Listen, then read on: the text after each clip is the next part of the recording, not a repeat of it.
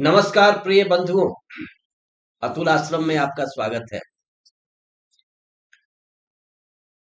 वो स्वामी तुलसीदास जी ने, मैं बार बार कहता हूँ कि हमारे लिए एक अमूल्य निधि छोड़ कर गए हैं, रामचरितमानस, जिससे हमारा कल्याण होता है। और हमें प्रेरित करने के लिए, उत्साहित करने के लिए, यूं कहिए मोटिवेट करने के लिए उन्होंने बहुत से सूत्र छोड़े हैं, जिसमें सबसे बड़ा सूत्र है, बड़े भाग मानुष तन पावा। बड़े भाग मानुष तन पावा रामचरितमानस के उत्तर कांड में है। सुर दुर्लभ सब ग्रंथनि गावा, साधन धाम मोक्ष कर द्वारा, पाई न जेहि परलोक संवारा, सो परत्र दुख पावहि, सिर धुन धुन पछताहि, काल ही कर्म ही ईश्वर ही मिथ्या दोष लगाई। बिल्कुल समअप कर दिया है। पहली बात कि ये जो मानव शरीर मिला है, इससे बड़ा कोई गिफ्ट नहीं हो सकता। मानव शरीर एक गिफ्ट है, बहुत बड़ा उपहार है। कैसा उपहार? ये वो चीज है जो सुर दुर्लभ है, देवताओं को भी उपलब्ध नहीं है। देवता नाना प्रकार के भोगों में संलिप्त होते हैं, अपने पूर्व कर्मों के आधार पर उन्हें भोग प्राप्त होता है, लेकिन ये ऐसा शरीर है जहां साधन किया जा सकता है, जहां से मोक्ष का द्वार खोला जा सकता है, दुखों से मुक्ति का द्वार जहां से खुल सकता है, वो मोक्ष भी यहाँ पर है। ये साधन करने के लिए मिला हुआ है, तन से साधन हो सकता है।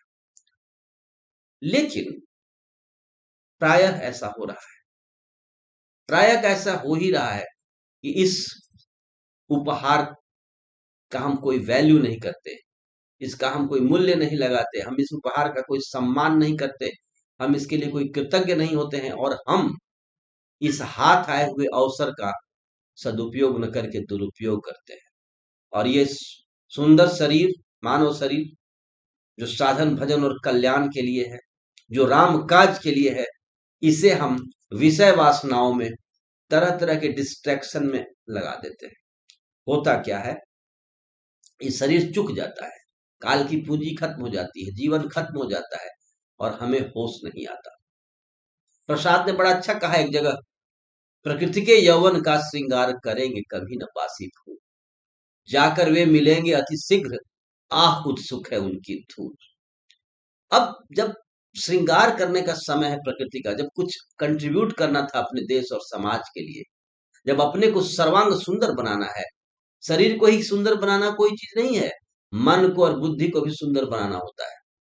ज्यादातर हम बाहर लिपाई पुताई में लगे रहते हैं, लेकिन हमारा मन कैसे सुंदर हो, बुद्धि कैसे सुंदर हो, हम कैसे ज्ञान प्राप्त करें, कैसे कवित्व शक्ति आए, कैसे हमें लिटरेरी पावर आए, मनुष्य में जो बहुत सी छिपी हुई क्षमताएं हैं उनका विकास हो, ये मानव जीवन है। इसके हम जो हमें पोटेंशियल है हम उसे रियलाइज करें, लेकिन हम ये कर नहीं पाते।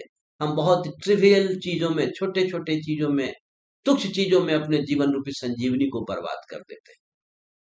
फिर क्या होता है, जब हम बासी हो जाते हैं, जब हम किसी लायक नहीं रहते, जब अंग काम नहीं करते हैं, जब इंद्रियां शिथिल हो जाती, तब हमें याद आता है कि अरे हमें कुछ महान कार्य करना था, हमने तो भजन नहीं किया, हमने तो ये नहीं किया, हमने तो साधन नहीं किया। लेकिन तब फूल बासी हो चुका होता है, वो किसी काम का नहीं होता। प्रायः हमें तब होश आता है, जैसे स्टूडेंट फर्स्ट टर्म में फेल करने के बाद याद आता है कि हमें पढ़ना चाहिए था। 10th पास करके स्टूडेंट आता है और खूब मस्ती करता है, और फर्स्ट टर्म में रेड क्रॉस लग जाता है। वैसा ही हमें जब रेड क्रॉस लगता है, तब तक हम देखते हैं कि बहुत शक्ति चूक गई है।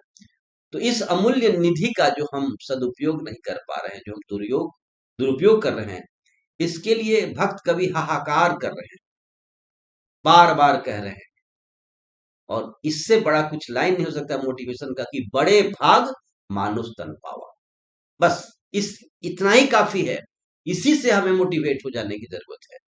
हमेशा नहीं कि हमारा पीठ ठोकने के लिए कोई हमारे पीछे पीछे चल रहा है। बड़े बच्चों के पीछे माँ बाप थोड़े चलते हैं। तो बड़े भाग मानुस्तन पावा, इस बात को अगर हम याद रखें, तो हम अपना एक क्षण भी बर्बाद नहीं होने देंगे, और हम इसे अपने कल्याण के लिए बनाएंगे, लगाएंगे, बेटर इंडिया बना सकते हैं, बेटर वर्ल्ड बना सकते हैं, खुद को अच्छा बना सकते हैं। नहीं, अगर ऐसा हम करेंगे मित्रों, तो क्या होगा? सो परत दुख पावही, बाद में ये सिर धुन धुन के पछताना पड़ता है। और ऐसा व्यक्ति खुद की रिस्पॉन्सिबिलिटी जो नहीं स्वीकार करता, वो कहता है मैं क्यों बर्बाद हो गया, मेरे पिताजी ने हमें नहीं मौका दिया, काल ही कर्म ही ईश्वर ही, ईश्वर ने दैव योग से हमें मौका नहीं दिया, समय अच्छा नहीं था, कर्म अच्छा नहीं था।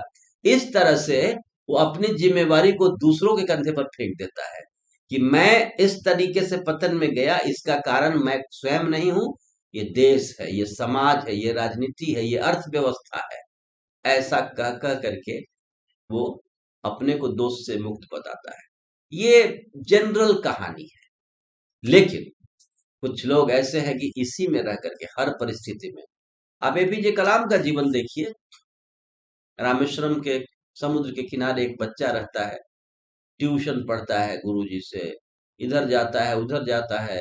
सेकेंड जो वर्ल्ड वार था, द्वितीय विश्व युद्ध के समय में पेपर बेचने का भी काम अपने बहनोई के साथ वो कर रहा है। लेकिन अपने एक एक क्षण का उपयोग करता हुआ अपने लक्ष्य तक वो बालक पहुंचता है। मिसाइल मैन ऑफ इंडिया भी बनता है, राष्ट्रपति भी बनता है, और जिंदगी के अंतिम क्षण तक वो कुछ न कुछ कंट्रीब्यूट करता है। एक लेक्चर के दौरान उनकी मृत्यु होती है, उस समय उनकी क्या मन स्थिति रही होगी। तो अपने जीवन का एक एक क्षण उन्होंने सदुपयोग किया, एक एक क्षण का, और कुछ न कुछ कंट्रीब्यूशन करते रहे। तो बड़े भाग मानुष तन पावा, इससे अगर हम मोटिवेट हों तो हम अपने जीवन के किसी भी क्षण को बर्बाद न होने देंगे। और हमें जितनी भी छिपी हुई क्षमताएं हैं, उन एक से बढ़कर एक प्रखर हैं छिपे मानवों के भीतर। मनुष्य के भीतर एक से गुण छिपा हुआ है। हमारे ही भीतर कवि है, हमारे ही भीतर दार्शनिक है, हमारे ही भीतर एक वैज्ञानिक है, हमारे ही भीतर एक गणितज्ञ है, हमारे भीतर एक गायक है, संगीतज्ञ भी है। हम सब थोड़ा थोड़ा गा लेते हैं। तो हम इन छिपी हुई क्षमताओं का विकास करें, ताकि दुनिया को हम सुंदर बना सके और हम जहां रहे वहां खुशबू फैले। ये है बात। तब समझेंगे कि तब अगर ऐसा करते हैं तो मानव जीवन हमारा सफल है। तब होगा सेवक सेवे भाव विनु भाव न तरही उतारी, भजी राम पद पंकज सिद्धांत विचारी। ये सेवक सेवे का भाव होगा जब हम अपने को राम काज में पूर्णतः समर्पित कर देंगे। इसी के लिए बार बार कहा गया है कि अभ्यास करो, वैराग्य करो, मन को अच्छी दिशा में लगाओ, खराब दिशा से हटाओ। तो हटाना वैराग्य है और अच्छी दिशा में लगाना अभ्यास है। बार बार करते करते क्या होगा, हमारा रूपांतरण हो जाएगा और हम एक अच्छे मानव बन सकेंगे। हम अपने दुखों का अंत करेंगे और एक चेन रिएक्शन शुरू होगा, हमारे आसपास के भी लोगों के दुखों का अंत होगा।